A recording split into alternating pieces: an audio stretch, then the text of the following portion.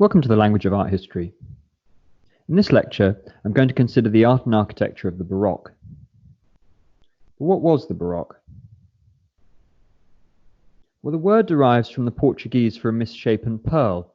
In many ways, the Baroque reshaped and reimagined the classical language associated with the Renaissance into something more dynamic.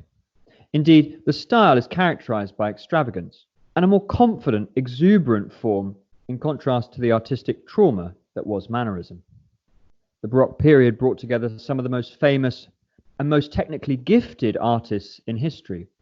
It was also probably the moment when the role of the artist reached its highest status across the courts of Europe.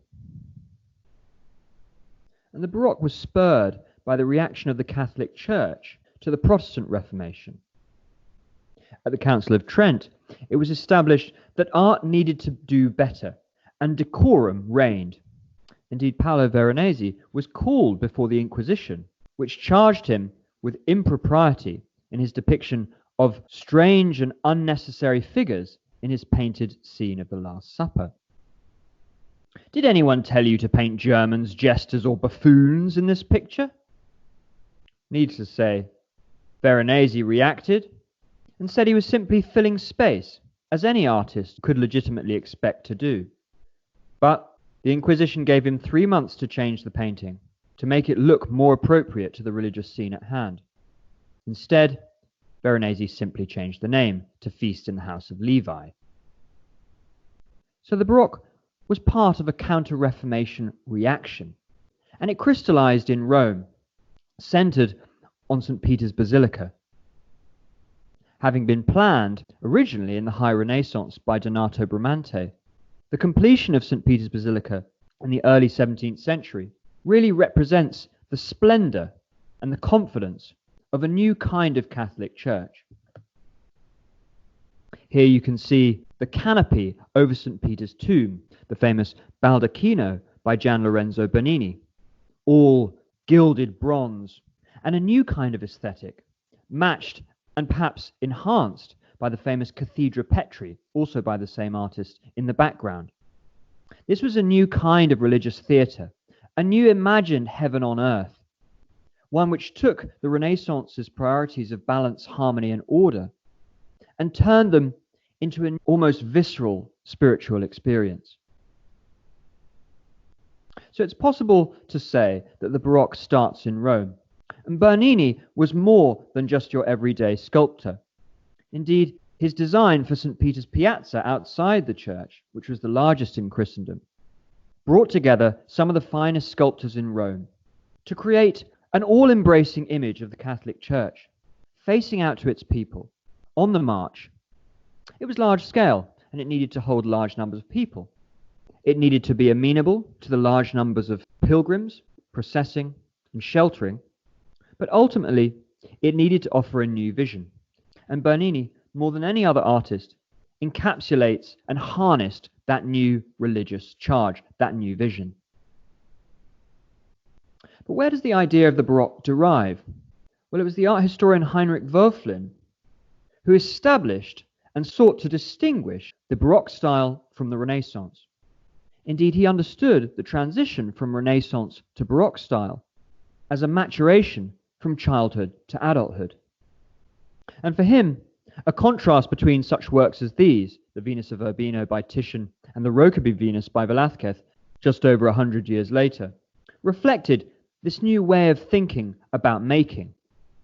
Instead of being characterized by carefully demarcated planes, for Wölfflin, the Baroque composition was entirely integrated, and no part could be removed without damaging the whole.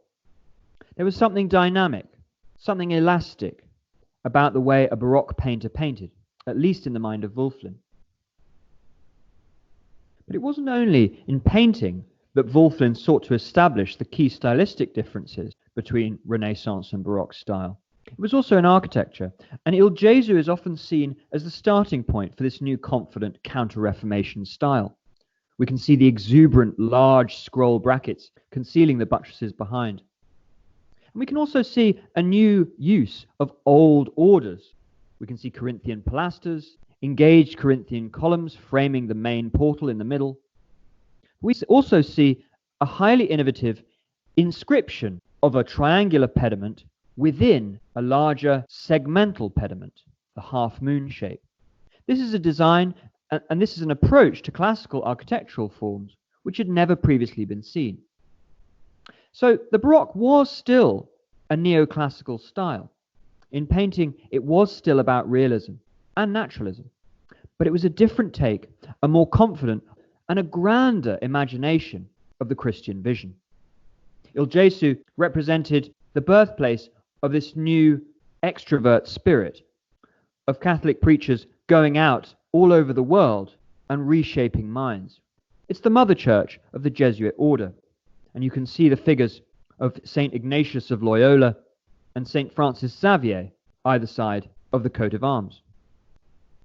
The plan was tailored to the act of preaching, and the space was acoustically sensitive, such that no one in the congregation could ignore and could feel ignored by the preacher standing in the apse. This was not only an architectural change, it also reflected part of a changing liturgy, and the Tridentine Mass, which represented this new revised Catholic vision from the Council of Trent, was designed to recapture hearts and minds. And the architecture framed this experience. It cultivated and accelerated this new culture of aggressive preaching. If you look at the plan closely, you can see how the side chapels along the nave and the bottom half are closed off from the main nave to ensure no distraction, no interruption to the experience of the voice of the preacher. However, the interior decoration reveals that this was very different to the Renaissance. And where in the Renaissance less was more, in the Baroque more was everything. And there are certain words that we associate with the Baroque. It was ornate, it was extravagant, it was polychrome. There were colours everywhere. Surfaces were gilded. And stucco, that durable but malleable material, sometimes used to coat the exterior of a brick structure to make it look like marble, was here adapted to create a sculptural interpenetration of architecture and physical space. Look closely at the ceiling, and you can see holy figures seeming to tumble out of heaven. So to a great extent, the Baroque represented the closest knitting together of different media that we'd seen so far in the history of art. Even though Michelangelo could paint, could sculpt, and could design buildings, his vision wasn't the kind of total work of art that we see here. As we gaze up at Gauli's triumph of the name of Jesus, we can see how exuberant ornamentation was crucial to the religious experience of someone sitting in the church. There could be no doubt, as you sat there experiencing the voice of the preacher, hearing the holy words and the rhythm of the new Latin Mass, that heaven and earth had never been so close. This image, to me, is the purest encapsulation of the Baroque, because you see painting, sculpture, and architecture blurring into one experience. Indeed, if we go back to the Gothic period, when the idea of a church as heaven on earth was developed, we can see that this is not a new idea, but it was arguably that idea's purest fulfillment. There is no understanding of the Baroque without an understanding of Bernini. He was a prodigious talent, and if Michelangelo was often viewed to paint like a sculptor, Bernini is often said to sculpt like a painter. Indeed, his scene of the ecstasy of St. Teresa in the Cornaro chapel of Santa Maria della Vittoria in Rome encapsulates that union of different media, but also the sculptor's attempt to put sculpture center stage within an overall polychrome design. Here, the viewer gains privileged access to a scene of religious ecstasy, and the holiness of the figures of the saint about to be penetrated by a divine arrow is enhanced by the purity of the white marble medium used to carve them. They appear like a gift from God, framed by painted gilded rods, and with natural downlighting concealed from view. This is clearly a new kind of pictorial theatre, a Christian vision of something more than material resources could previously manage. but he's also a magnetic storyteller. And here, as I read the words of Teresa of Avila, the saint experiencing reverie before you, we can see that Bernini's creation is rooted in the spiritual text. Beside me, on the left, appeared an angel in bodily form. He was not tall but short and very beautiful, and his face was so aflame that he appeared to be one of the highest rank of angels, who seemed to be all on fire. In his hands I saw a great golden spear, and at the iron tip there appeared to be a point of fire. This he plunged into my heart several times, that it penetrated to my entrails. When he pulled it out, I felt that he took them with it, and left me utterly consumed by the great love of God. The rest speaks for itself.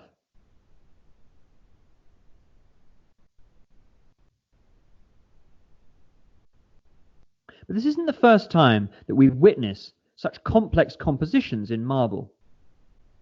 Indeed, if we compare a work like this, the famous Hellenistic sculpture of the Laocoon, with the works of its classical Greek predecessor, such as the work on the left here, the Polykleitos Doryphorus, we can see how works of art in the Western tradition have tended to become more complex, more emotive as time passes.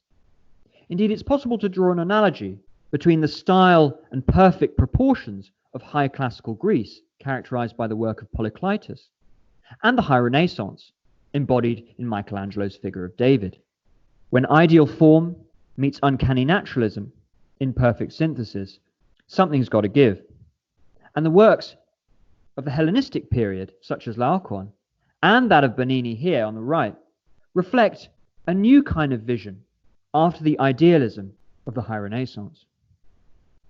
Bernini's depiction of the abduction of Persephone has all the muscular physicality of the Laocoon, liberated from his serpentine bondage into something much more aggressive. This is surely the most extraordinary passage that we've seen up to this point. And the way Bernini compresses that marble, in such effortless fashion reflects the fact that he genuinely was a technician on the level of Michelangelo. And his capacity to turn sculpture into alchemy, to render in a monochrome medium the polychromy of real life, is something that marks him out as a rare genius. A comparison of his own vision of David on the right with those of Donatello and Michelangelo also reflects the changing aesthetic of the Baroque period. Because of marble's low tensile strength, it struggles with projecting forms. Twisting, torsion is internalized, and you can see that his image of David is a knot of potential energy. But one also witnesses the canny way in which he's created a self-supporting sculpture by joining the two hands with the sling, by showing David in the process of firing his slingshot, rather than before or after the narrative moment of maximum energy. We can see that there's something fundamentally dynamic at the heart of the Baroque. And not only did he push the medium to its limits, he also changed the nature of sculpture. If you look closely at this bust of Scipione Borghese, who commissioned him for the rape of Persephone and David, we can see the artist's tribute to the man who helped him make his name. This is often described as the first example of a high Baroque portrait. What does that mean? Well, this is the first portrait who seems to be interacting with his surroundings. Bernini believed that it was best to show a figure just before or just after they had spoken. But if you look closely, you can see an error in the marble that Bernini had himself discovered only just before its unveiling. Indeed, this work reminds us that however brilliant a marble carver you were, marble was flawed like any human. What did Bernini do? Well, he famously created a second, near-identical version, and having revealed the first, much to the patron's disappointment, he then unveiled the second, to his delight.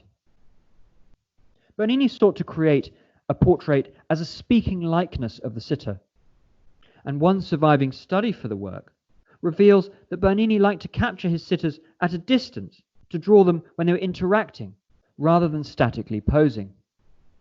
Theatricality, both in narrative images, but also in portraiture, is a hallmark of Baroque sculpture. And whereas Roman portrait busts had been characterized by a grave formality, reflective, self-conscious, meditating on a long history of public service. Here, Borghese shows himself alive in perpetuity and revealing the colourful character that defined his influence at the papal court. Look closely and you can see that the sixth button down is yet to emerge, the way the collar has been undercut wafer thin like cotton. This is a man who wore the trappings of spiritual status with the kind of effortless grace characteristic of Castiglione. And Bernini hides a multitude of sins.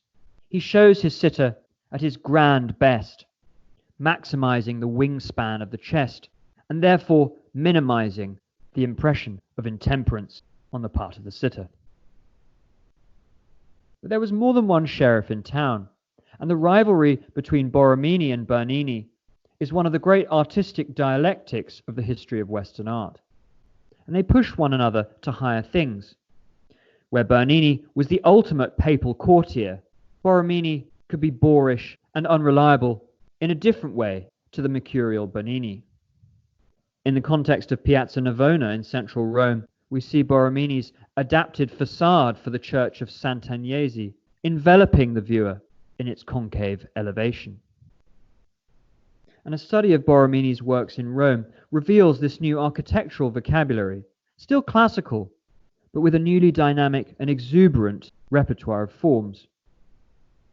The dome of San Carlino is a complex array of cruciform and octagonal coffers that departs from the Renaissance privileging of overt simplicity. Here, complex and elliptical forms and shapes conjure a new image of a dynamic faith. Indeed, the facade of San Carlino, with its concavity and convexity, turns architecture into liquid form. Never has Arthur Schopenhauer's famous description of architecture as frozen music been more true than of works such as this. And Borromini also introduced new forms to the classical vocabulary, and his work on Santivo alla Sapienza incorporates a new kind of corkscrew pinnacle atop the lantern of another elliptical nave. This has more in common with an Islamic minaret than the cruciform pinnacles of Christian tradition. But what can't be denied is Borromini's organic adaptation of the pre-existing repertoire of classicism. Rome in the Baroque period became a biography of great artists and architects, and it's also the site where Caravaggio came of age. Commissioned by the priests of San Luigi dei Francesi in central Rome to paint 3 scenes of the life of St. Matthew, Caravaggio was under the gun. But he took no time in departing from the expectations of his patrons. Originally commissioned to fresco the chapel, Caravaggio produces a cycle of monumental oil paintings like none before, and he changed the way religious images were understood overnight. In this scene, the calling of St. Matthew, Caravaggio trademarked his recognizable chiaroscuro, the use of dark and light to inject religious narratives with theatrical intensity. But chiaroscuro was originally used by Alberti to denote tonal modeling of drapery and anatomy, to create the illusion of 3 dimensions. What Caravaggio did was to inject tenebrism, that extreme, stark contrast of light and dark, into the repertoire of religious imagery. Caravaggio's figures are always on stage, and his paintings reflected a close study of a cast of actors requested to pose for hours on end. But Caravaggio's work is not just a new kind of religious theatre. It brought holy figures down to earth in a way designed to provoke a personal emotional response from the worshipper through shocking realism. But what's so shocking about this, you ask?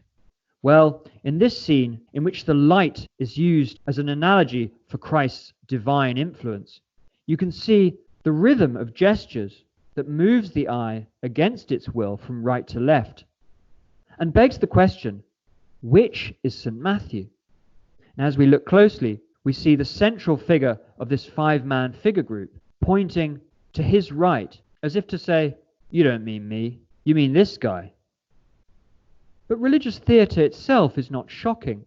What was the depiction of Christ and St. Peter on the right-hand side as barefooted pilgrims. Arguably for the first time, an artist is showing holy figures committed to lives of poverty as they really would have been. And only a sliver of a halo distinguishes Christ from those around him. Like Bernini, the scene is all about the instantaneous moment. In the canvas that opposes it, we see the martyrdom of St. Matthew, the climax of the saint's life, with the angel at the top in the process of handing him his palm of martyrdom, just as he's about to be slain by his semi-nude assassin.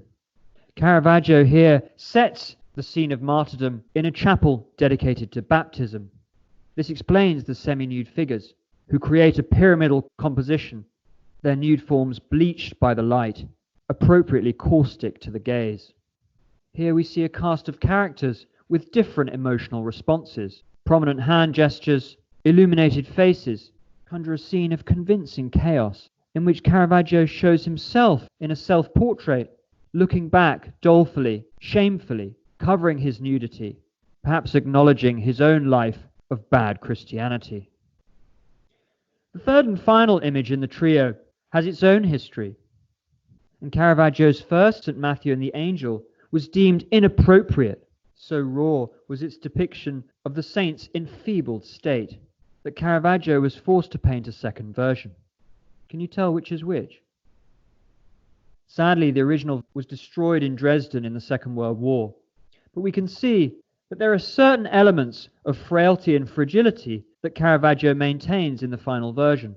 Look at how the stool appears about to topple over, and the uncertainty with which St. Matthew looks over his shoulder. Here, rather than guiding the very action of his pen, the angel is merely enumerating the requirements of the gospel. Against a dark background, these colourful holy characters are projected in relief, and it's possible to see in the combination of exuberant dynamism of the angel's pose and raw realism of St. Matthew, the New Testament of religious painting. This is heaven brought down to earth and into a back alley.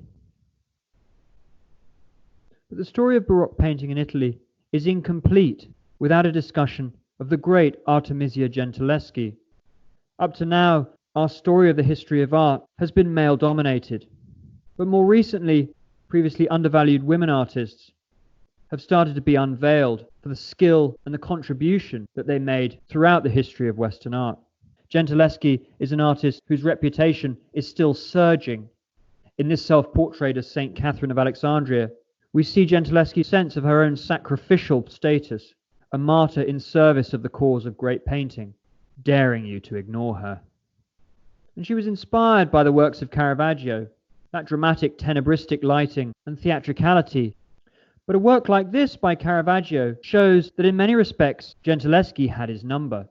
In this scene of Judith beheading Holofernes, the male artist Caravaggio depicts Judith in a way which maintains the norm of womanly daintiness. By contrast, in this, which was Gentileschi's second version of the scene, you see the premeditated, controlled and calculating manner in which both Judith and her accomplice Abra systematically decapitate the Assyrian general. This composition is wonderfully symmetrical, unified by primary colours, yet also unshakably real. And the way the blood seems to be both pouring down and spurting out may suggest Gentileschi's own knowledge of the parabolic movement of liquid as understood by Galileo. This work is not only a testament to Gentileschi's skill, it's also a statement of her own personal triumph.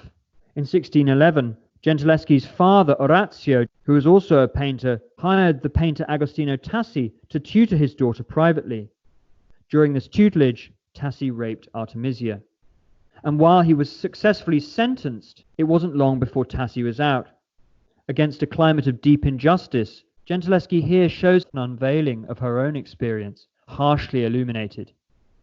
And Gentileschi reminds us that the history of art is a history told by men, and one that needs to be continuously rewritten.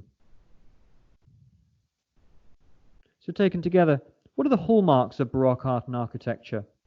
Well, based on our study of Rome, we can see that the forms are constantly varying. They're ornate and extravagant in decoration, and there's a play of concavity and convexity both in painting, sculpture, and architecture. Simple geometrical shapes are used in complex and organic ways. and paintings are often sharp contrasts of light and dark. Religious paintings are designed to provoke a personal emotional response, designed to recapture the hearts and minds of worshippers not only in Rome but across Europe through shocking realism, dynamic movement, and exuberant ornamentation. In the process, they systematically blur the boundary between heaven and earth, and they conjure a new vision of an old faith. Now, normally I don't go in for art criticism, but an active comparison between the different artists of Baroque Europe helps to illuminate their different qualities and what the period as a whole brought to the history of art.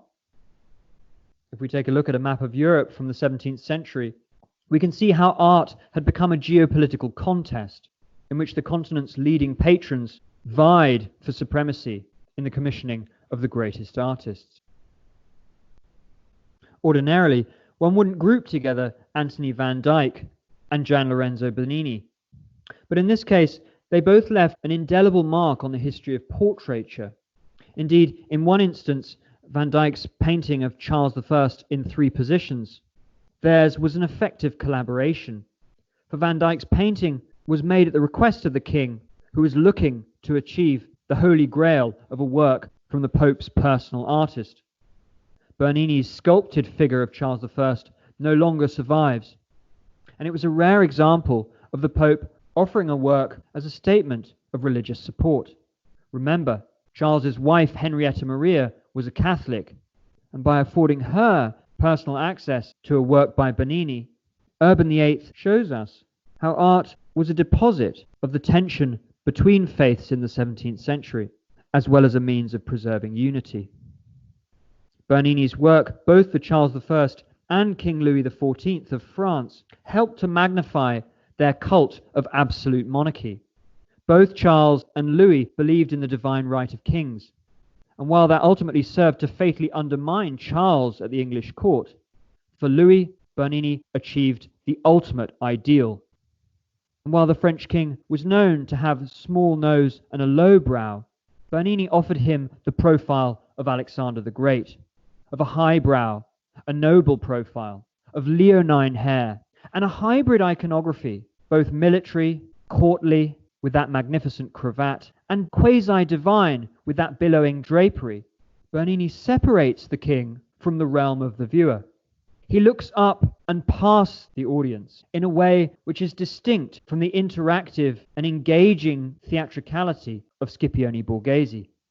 Clearly there was a difference between working for a cardinal and working for a king. And in the 17th century, with all of its agricultural might, France was the leading power in Europe.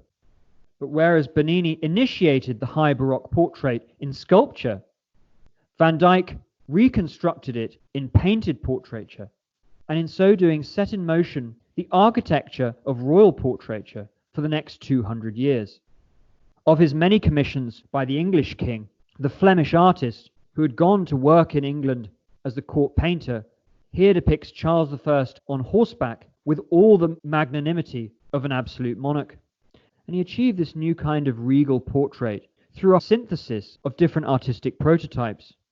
On the one hand, we can see how Van Dyck's painting assimilates the compositional formula of Titian's Pesaro Madonna, with those monolithic columns and that gleaming skyscape supporting Charles's claim to divine support. Likewise, the pose of the horse, foreshortened in the extreme, was particularly potent given that this painting was designed to be viewed at the end of the gallery at St. James's Palace. So like Bernini, Van Dyck was constructing pictorial scenography for an architectural setting. And as we see the king's horse trotting through a triumphal arch, we become aware of the direct analogy between Van Dyck's formula and the famous bronze equestrian portrait of Marcus Aurelius. Here, Van Dyck replaces the magnanimous gesture of Aurelius with an image of martial stability and masculinity. A closer look reveals that whereas Aurelius's monument is shown with one hoof off the ground, here Van Dyck has raised a second. We can see the debt that Van Dyck paid to his master Peter Paul Rubens, another Flemish artist whose famous equestrian portrait of the Duke of Lerma seems to join Aurelius to the tenebristic drama of Caravaggio. and where Bernini was inarguably the greatest sculptural talent of his age, it's hard to look past Velázquez for sheer dexterity with the brush. His grand group portrait of the royal family, Las Meninas, may be the most famous painting of all, but it actually offers an intimate insight into what was at the time a fragile line of succession. It also offers an education in perfect composition. It's monumental in scale, and when hung low at the Prado as it is, it's almost like you could step into it. The figures are life-size, and the experience of beholding it therefore has a certain uncanny quality.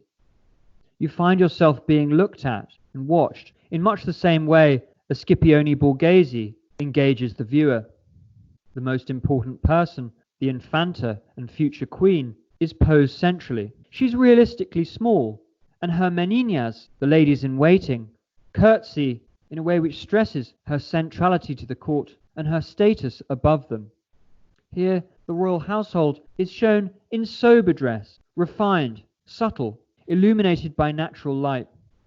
And this painting is also about the act of looking. Many of the figures in it are gazing out at the viewer. But why?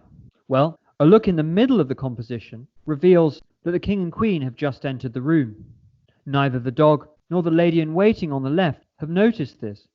So, like great Baroque artists before him, Velázquez is capturing the moment most pregnant and charged with meaning. The Infanta looks up at her parents, posing as the future queen. Other figures are paying deference. Indeed, the painter himself, who shows himself in a full-length self-portrait behind a canvas, has stepped back to acknowledge the new entrance. Like José Nieto on the stairs, Velázquez held the keys to the palace. He was the keeper of the king's pictures, but here any other pictures are cast in shadow. This is a painting which supports Wölflin's argument that Baroque compositions were open to the viewer, and it's inconceivable that one of these figures could be removed without sacrificing the coherence of the whole. Yet Velázquez was known as the ultimate colorist, and we can see how he uses red subtly to unify the composition. And whilst he was a revolutionary in his expressive treatment of the brushwork, he was also a traditionalist, and his inclusion of a mirror in the center of the composition was an overt statement of deference to Jan van Eyck, whose famous Arnolfini portrait was at the time in the king's collection. A close look at the image reveals the openness and exposed nature of the brushwork. It's effortless in its economical treatment of material. Here Velázquez shows his debt to the Venetian painter Titian, a number of whose works were also in the king's collection at the time. And it was the work of the late Titian which likely offered Velázquez the confidence that a painting need not be only a window on another world, but also an avowed acknowledgement of the artificial nature of the medium. This self-portrait is a self-acknowledgement of the status that ultimately Velázquez managed to attain at court, but in the economy and abstraction of the brushwork, Velázquez broke new ground and made the style of the aging Titian into a new kind of painterly system. Yet while the hand is caught in motion, the abbreviated brushwork of his left sleeve conjures nevertheless all the solidity of a satin garment. Despite his low-born origin, the liberality and affability with which Velázquez is treated by such a great monarch is unbelievable. He has a workshop in the King's Gallery to which His Majesty has the key, and where he has a chair so that he can watch Velázquez paint at leisure nearly every day. This contemporary quote reminds us that a court painter's life was spent under constant observation. Yet Velázquez triumphed in such confined space, and the fact that he was ultimately granted a knighthood of the Order of Santiago is testament to the capacity for art to unshackle fixed identities. But the story of the 17th century isn't just one about monarchies, and from 1648, the Dutch Republic had gained independence from Catholic Spain. Among its population are two painters whose quality and singularity of vision reflects not only their talent, but also the freedom that the newly liberated Dutch provinces afforded the artist. And where Caravaggio had once brought holy figures down to earth, Jan Vermeer elevates scenes from everyday life to the level of a religious icon. Shorn of the demand for royal and religious commissions, Dutch artists like Vermeer acknowledge the newfound ascent of the individual in Dutch society. Catching the milkmaid in a fleeting moment turns the image into a timeless meditation. And where Rembrandt's self-portrait of 1640 pays homage to earlier Renaissance prototypes by Raphael and Titian, his greatness derives from being untethered to neoclassical canon. And where it's possible to see Velázquez self-consciously bound to Renaissance precedent, Dutch independence offered the conditions for a newly unshackled kind of genius. Like Vermeer's Milkmaid, Rembrandt's group portrait of the syndics of the Drapers' Guild, which oversaw the quality of woolen cloth made and traded in the Dutch provinces, turns what might otherwise be a mundane composition into a theatre of humanity. This painting was designed to be viewed from below, hence these figures seem to be looming over us, and we seem to have interrupted them, and the central seated figure of Van Duyenberg has opened his right hand in exasperation. To the left, Volker Jansz glares at whoever is responsible for this interruption, his snare a naked act of self-aggrandizement. But it's a clever one, because it joins the space of the foreground with that of the background, with his head now in line with the servant behind. And the oddity of experiencing this painting is that despite the fact that these men are clearly looking to the left-hand side, wherever you stand in the room, their eyes seem to follow you. They're clearly different individuals, despite their matching clothing. And this reflects the Dutch privileging of unity and diversity, of the crucial role guilds like this played in society and ensuring the economic success of the young Dutch Republic. The black and white garb reflects the Calvinist sobriety of the territory, as well as their primary function as civic administrators. Despite their differing appearances, they appear part of one family, a brotherhood, and the red tones used to model their faces are magnified by the pulsing red table carpet beneath them. It's hard to choose between Rembrandt and Velázquez, and if one looks up close at the work of either painter, one often comes across passages of unbelievable abstraction. Velázquez seems to have been phlegmatic about this, yet Rembrandt always advised his audiences not to get too close to his paintings in order to avoid the reek of oils. They needn't have worried. The history of art is incomplete without a full understanding of 17th century Dutch culture, because this is the first society that bought paintings compulsively. And in that sense, it's the first moment in which we see the new kind of art market opening up for the highest bidder. And Rembrandt's greatness lies not only in his contribution to the history of painting, but also in the prints, engravings and etchings that he produced on the side. This is Caravaggio writ small, but with a subtlety that maintains the basic humanity of the Christian stories in the context of the new faith. Like Albrecht Dürer before him, Rembrandt elevated print media into the realm of high art. And for that reason, his was a genius accessible to all. It was an art without class, without snobbery, and that reflected a man who suffered his own personal tragedies, as well as his own rise and fall. Rembrandt's is a human story of genius, and an entire canon unto itself. Yet where Rembrandt and Vermeer inhabited a world apart, independent from the rest of mainland Catholic Europe, Peter Paul Rubens was arguably the most effortless courtly exponent. Rubens himself was an ambassador on behalf of Flanders, and in that sense he may represent the highest status artist of all time. Yet a successful ambassador he was not, and his importance resides more for what he contributed to art after the 17th century. Rubens, alongside the French court painter Nicolas Poussin, arguably had the most lingering impact on art in Europe. But a look at these two images shows them to be chalk and cheese. Rubens is associated with expressive, gestural, improvised compositions defined by colour harmonies and complex, anatomically impossible arrangements of figures. By contrast, Poussin was an artist for whom rules mattered. His Burial of Phocion is an essay on the ideal classical landscape. With a noble subject commemorating the figure of the leading Athenian Phocion, Poussin reveals art as a beautiful lie. In fact, He studied the monuments of Rome to achieve a convincing equivalent to contemporary Athens. The crepuscular light bathes the figures in a seductive and idyllic twilight. The tree in the right foreground frames the city conveniently, and it pushes our eye to the left. Linear perspective is reflected in the accurate diminution of buildings, but we also see aerial perspective here in the faded mountains in the background. Poussin is absorbing the lessons of the Renaissance and channeling them into a system, one designed to guide the viewer's eye pleasingly around the image. This is the model for a neoclassical painting that lies in stark contrast to Rubens' vision. And despite the fact that the two artists actually had a lot in common, their legacy was one of division. In 1671, a conflict broke out at the French Academy, pitching the Poussinists against the Rubenists. For Charles Lebrun, the leader of the French Academy, it was drawing an accurate design that represented a key staple of the Academy's system.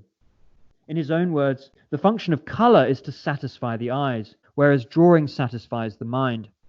In so doing, he made an intellectual case for the art of Poussin, the neoclassical tradition, over the expressive and implicitly laissez-faire art of Rubens.